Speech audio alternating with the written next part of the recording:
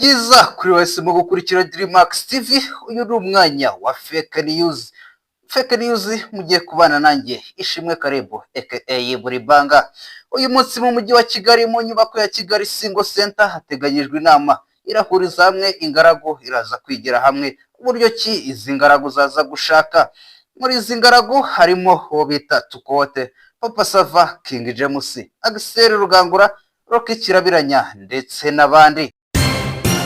Mu yandi makuru turakubwira yuko abasesenguzi mu by'ibinyobwa abo twakwita inararinyweye basanga Bruce Melody ataragakwiye kuba brand ambassador wa Primus, ahubwo bagasanga Yakamwana na Nzovu aribo bari bakwiye kuba brand ambassador wa Primus.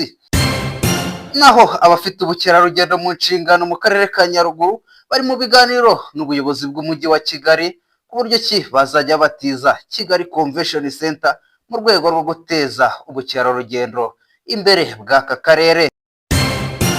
Mu makuru ya siporo ho, Murera FC irasaba ko yakwimurirwa muri shampiyona y'Ubwongereza mu rwego rwo kwirinda imisifurire mibi.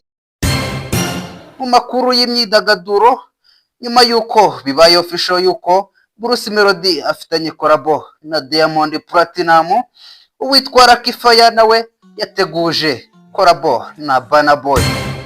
Reka dutumikire abadutumye, turagaruka mu kanya ku buryo burambuye. Niba ufite ibirori, ibi bintu ntibizigera biguhangayikisha na gato. Wibaze ngo ninde uzatwambikira abageni, ninde uzadukorera dekorasiyo, uzadutegura keke nziza na wine se we ninde, ubundi wibaze ngo uzadufasha muri reception ninde. Kuko Platinum Bridal Services yaje ari igisubizo, kuko idufitiye full package y'ibi bintu byose, ko tubategura dekorasiyo nziza utasanga ahandi, kwambikira abageni n'ababambariye, tukagutegura keke nziza na wine cyangwa divayi, tugufasha muri reception mu kubategura amafunguro ateka mu buhanga. Sonorisation yacu ni ntagereranywa kuko nta handi wayisanga. Tutibagiwe no kubafata amafoto na video z'urwibutso bikoranye ubuhanga. Ku bindi bisobanuro wadusanga aho dukorera mu karere ka Kamonyi, Remera, Rukoma hazwi nko ku magare, cyangwa ukaduhamagara kuri 0784343830, cyangwa se ukaba waduhamagara kuri